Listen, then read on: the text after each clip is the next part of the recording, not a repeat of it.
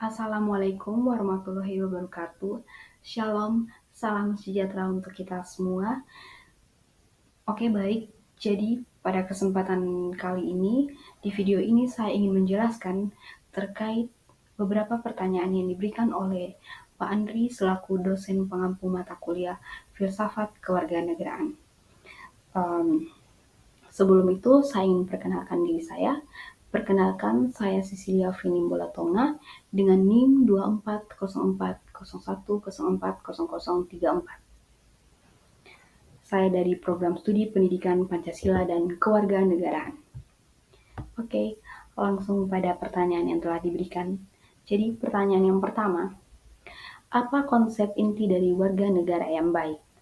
Jadi, warga negara yang baik memiliki konsep inti, di antara lainnya itu konsep inti dari warga negara yang baik mencakup sejumlah sikap, nilai, dan tindakan yang menunjukkan tanggung jawab serta partisipasi aktif dalam kehidupan berbangsa dan bernegara. Yang berikut, apa konsep inti dari warga negara kompeten? Jadi, konsep inti dari warga negara kompeten merujuk pada individu yang memiliki pengetahuan, keterampilan, dan sikap yang dibutuhkan untuk berpartisipasi secara aktif, kritis, dan bertanggung jawab dalam kehidupan bermasyarakat, berbangsa, dan bernegara. Mungkin warga negara kompeten ini agak berbeda dari warga negara baik, yang dimana kompeten lebih fokus kepada pemikiran yang kritis, serta wawasan yang luas untuk kepentingan bersama. Pertanyaan yang berikut, apa perbedaan dari prinsip yang mendasar dari kedua istilah warga negara baik dan warga negara kompeten? Jadi, prinsip mendasar dari kedua istilah warga negara baik dan warga negara kompeten saling berkaitan. Namun, mereka memiliki fokus yang sedikit berbeda. Di antara lain, warga negara baik. Prinsip mendasarnya itu moralitas, tanggung jawab sosial, dan kepatuhan terhadap hukum. Ciri-cirinya, mereka mematuhi hukum dan aturan yang berlaku. Mereka menjunjung tinggi nilai-nilai moral dan etika dalam kehidupan bermasyarakat. Mereka aktif dalam kegiatan sosial dan membantu sesama, toleran, menghargai perbedaan, dan cinta tanah air. Sedangkan warga negara kompeten, prinsip mendasarnya itu pengetahuan, keterampilan berpikir kritis, dan partisipasi aktif dalam demokrasi. Ciri-cirinya, mereka memahami hak dan kewajiban sebagai warga negara, mampu berpikir kritis terhadap isu-isu sosial, politik, dan ekonomi, terlibat aktif dalam proses demokrasi, misalnya pemilu, diskusi publik, atau advokasi. Mereka juga menggunakan informasi secara bijak dan bertanggung jawab, serta mereka mampu menyuarakan pendapat dengan argumen yang logis dan konstruktif. Oke, lanjut pertanyaan yang berikut. Apa saja kontribusi dari warga negara yang baik dan warga negara kompeten? Jadi, kontribusi dari warga negara baik dan warga negara yang kompeten sangat penting untuk kemajuan suatu bangsa.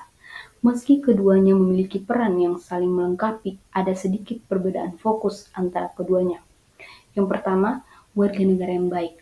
Kontribusi warga negara yang baik patuh terhadap hukum dan peraturan, menjaga nilai-nilai moral dan etika, menjaga persatuan dan toleransi, patuh terhadap hukum dan peraturan, di mana mereka itu tidak melanggar hukum, tertib berlalu lintas, serta taat akan pajak.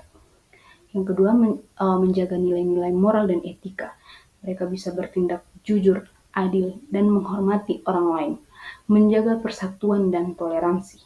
Mereka harus menghargai perbedaan suku, agama, ras, dan budaya. Sedangkan kontribusi warga negara yang kompeten. Mereka memiliki wawasan kebangsaan dan pengetahuan yang luas, berpikir kritis dan kreatif, menguasai keterampilan dan teknologi. Memiliki wawasan kebangsaan dan pengetahuan yang luas, di mana mereka itu mengerti hak dan kewajiban sebagai warga negara, serta memahami isu-isu nasional dan global. Berpikir kritis dan kreatif, mereka bisa menganalisis masalah bangsa dan memberikan solusi yang inovatif. menguasai keterampilan dan teknologi, di mana mereka bisa mengembangkan potensi diri demi kemajuan ekonomi dan sosial budaya. Pertanyaan yang berikut, mengapa warga negara baik tidak cukup untuk iklim demokrasi seperti di Indonesia? Alasannya, tantangan demokrasi. Ya, tantangan demokrasi di Indonesia. Indonesia adalah negara yang dengan sistem demokrasi yang masih terus berkembang dan menghadapi tantangan sebagai berikut: korupsi, politik uang, polarisasi, identitas atau agama, serta minimnya literasi politik. Jadi dalam konteks ini, warga negara baik saja tidak cukup, kita perlu warga negara yang sadar, peduli, dan aktif menyuarakan nilai-nilai demokratis seperti keadilan, kesetaraan, dan transparansi untuk agar negara kita bisa terhindar dari yang namanya korupsi, politik uang, polarisasi identitas atau agama, serta minimnya literasi politik. Pertanyaan yang berikut, bagaimana kontribusi dan partisipasi warga negara kompeten di dalam negara republik? Jadi, kontribusi dan partisipasi warga negara yang kompeten dalam negara republik sangat penting dan menjadi satu pilar utama dalam menjaga keberlangsungan sistem pemerintahan yang demokratis. Berikut adalah beberapa bentuk kontribusi dan partisipasi dari warga negara yang kompeten. Yang pertama itu partisipasi dalam pemilu dan politik. Jadi partisipasi dalam pemilu dan politik yang dimana ketika ada pemilihan, mereka itu bisa menggunakan hak suara mereka dengan baik dan bijak. Memberikan kritik dan saran yang konstruktif, serta berkontribusi dalam pendidikan dan peningkatan kualitas SDM. Yang berikut, uraikan persamaan dari kedua konsep tersebut. Jadi, persamaan dari konsep warga negara kompeten dan warga negara yang baik. Yang pertama itu, mereka sama-sama berorientasi pada kewarganegaraan aktif, yang dimana keduanya itu menekankan pentingnya partisipasi aktif warga negara dalam kehidupan berbangsa dan bernegara. Baik warga negara kompeten maupun warga negara yang baik diharapkan tidak pasif, melainkan ikut serta dalam proses demokrasi seperti memberikan suara dalam pemilu, berdiskusi mengenai isu-isu publik, hingga terlibat dalam kegiatan sosial. Yang kedua, menjunjung nilai-nilai demokrasi. Jadi kedua konsep ini mendorong warga untuk menjunjung tinggi nilai-nilai demokrasi seperti keadilan, kesetaraan, kebebasan, dan hukum.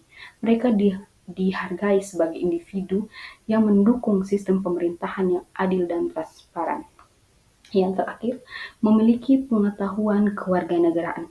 Baik warga negara kompeten maupun yang baik memiliki pemahaman yang cukup tentang hak dan kewajibannya, sistem politik, hukum, dan peran mereka dalam masyarakat. Pengetahuan ini menjadi dasar agar mereka bisa bertindak secara tepat dalam konteks sosial dan politik.